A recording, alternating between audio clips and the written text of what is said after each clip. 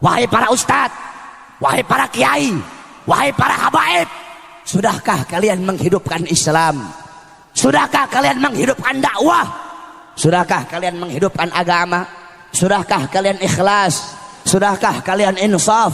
Sudahkah kalian jadikan aku sebagai tujuan kalian? Atau sebaliknya, kalian bukan menghidupkan Islam, tapi kalian cari hidup dalam Islam. Kalian bukan menghidupkan dakwah, kalian cari hidup dalam dakwah.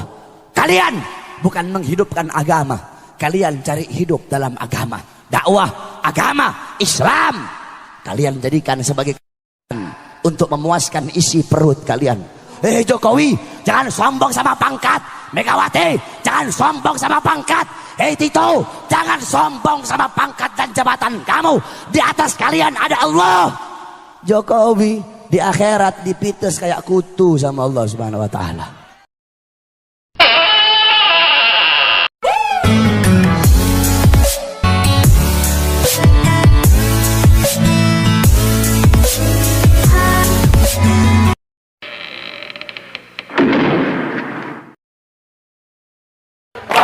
Kita bebas, maju terus, pantang mundur, lewat kaki.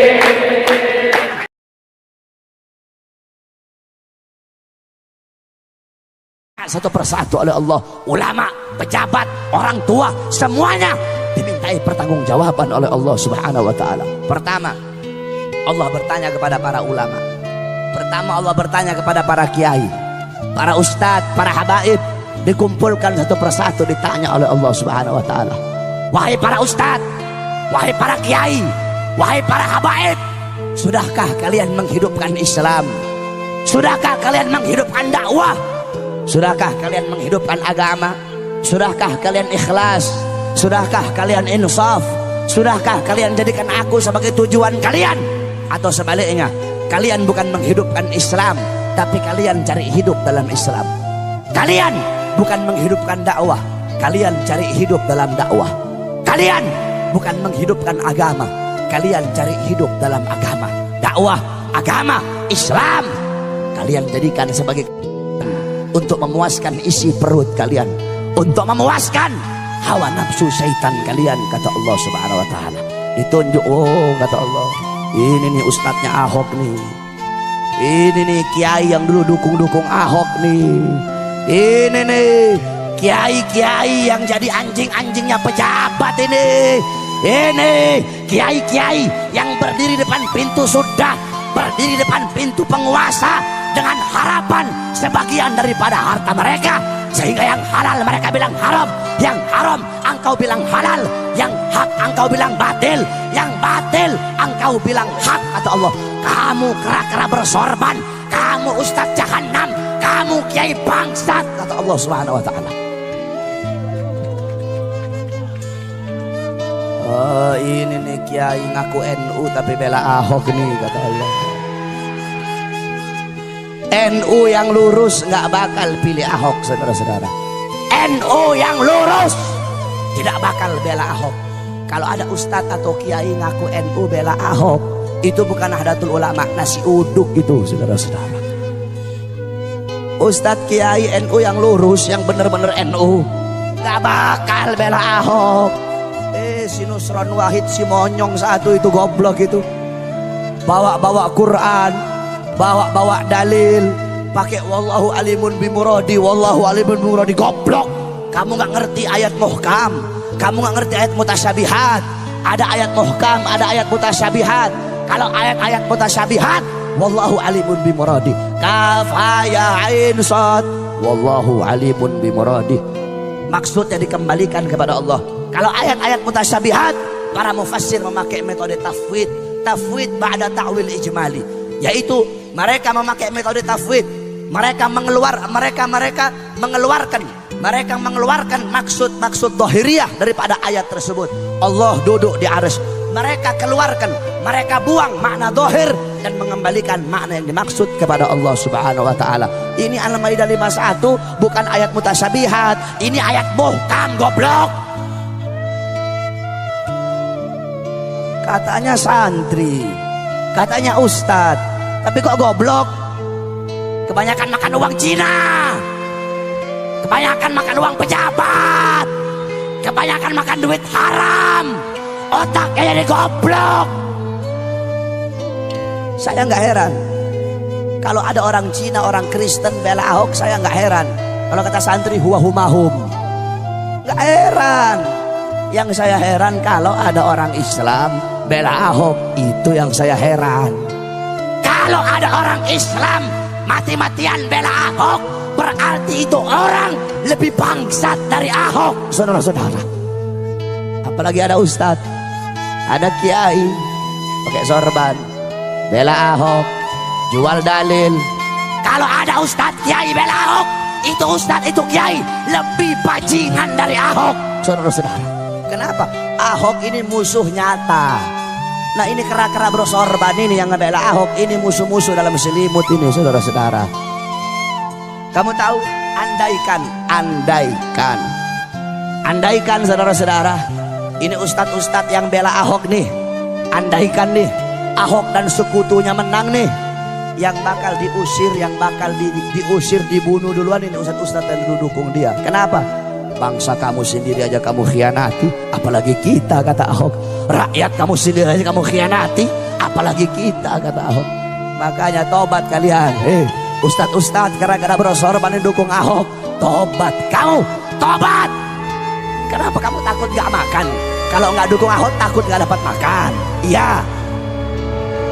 Pakai cium tangan lagi sama pejabat itu ustadz, cium tangan sama Mak Banteng. Tahu Mak Banteng? Tahu? Ibu tahu? Siapa? Gak usah takut, siapa? Megawati. Ngapain takut-takut? Gak usah takut-takut. Pejabat-pejabat pusat sekarang itu kebanyakan saking bela mati-matian si Ahok, sampai para ustadz, para kiai, para habaib dikriminalisasi, Habib Rizik mau dimasukkan penjara. Para ustadz, para kiai, para habaib mau dibungkam mulutnya masing-masing, diancam, difitnah, dicaci maki. Disangkanya kami para habaib takut kali. Hei pejabat, hei aparat, kami para habaib, kami bukan pecundang, kami bukan penakut, kami tidak akan pernah mundur walaupun satu langkah. Di dalam tubuhnya kami mengalir darah keberanian, dalam tubuh kami mengalir darah-darah pejuang. Kami punya kakek-kakek udah biasa dibunuh, kakek-kakek kami biasa dicaci maki, kakek-kakek kami biasa dipenjara. Kami punya kakek Sayyidina Ali bin Abi Thalib difitnah, dicaci maki di mimbar-mimbar sampai beliau dibunuh. Beliau dibunuh. Kenapa beliau dibunuh? Beliau dibunuh karena beliau dengan lantang menyuarakan kebenaran melawan para pejabat-pejabat yang zalim, saudara-saudara.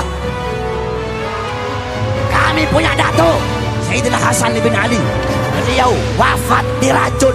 Diracun. Kenapa beliau mati diracun? Beliau mati diracun, beliau dibunuh karena beliau dengan lantang menyuarakan kebenaran melawan para pemerintah yang zalim. Kami punya kakek Sayyidina Husain bin Ali, Husain bin Fatimah binti Rasulullah. Beliau wafat dibunuh, dipenggal kepalanya, saudara-saudara. Terpisah kepala dengan jasadnya. Kenapa beliau dibunuh? Beliau dibunuh karena beliau dengan lantang menyuarakan kebenaran melawan para pemerintah yang zalim. Darah-darah beliau mengalir di dalam tubuhnya kami para habaib. Maka kami akan tetap tegak berdiri menantang segala macam kezaliman. Kami tidak akan tunduk, kami tidak akan tunduk kepada maksiat, tidak akan tunduk kepada mungkarat, tidak akan tunduk kepada dalalat, tidak akan tunduk kepada sayyiat, tidak akan tunduk kepada mukhalafat. Semakin kalian bungkam mulut kami, semakin kalian bungkam mulut kami akan semakin meneriakkan kebenaran, saudara-saudara. Jikalau kalian maju satu langkah untuk melawan para ulama kami, maju satu langkah untuk melawan para kiai kami, maju satu langkah untuk melawan para habaib kami, maka kami umat Islam, kami para santri maju 1000 langkah untuk melawan kalian. Allahu Akbar. Jangan macam-macam kamu sama santri, sama ulama. Indonesia, tanah Indonesia telah dicuci dengan darah para ulama, dicuci dengan darah para santri, dicuci dengan darah para pahlawan. Kalian duduk petentang-petenteng, ngambil manisnya doang, pakai sok-sokan lagi memusuhin para ulama. Jangan sombong sama pangkat kamu. Jokowi, jangan sombong sama pangkat. Megawati, jangan sombong sama pangkat. Tito, jangan sombong sama pangkat dan jabatan kamu. Di atas kalian ada Allah. Jokowi di akhirat dipites kayak kutu sama Allah Subhanahu wa taala. Jangan pangkat sama jabatan, tahta dan kekuasaan. Jadilah kalian pejabat-pejabat yang baik. Tanah Indonesia telah dicuci dengan darah para ulama, darah para syuhada. Kalau bukan para ulama, kalau bukan para santri, kalau bukan karena para pahlawan, tidak akan terbuka gerbang kemerdekaan Indonesia, saudara-saudara.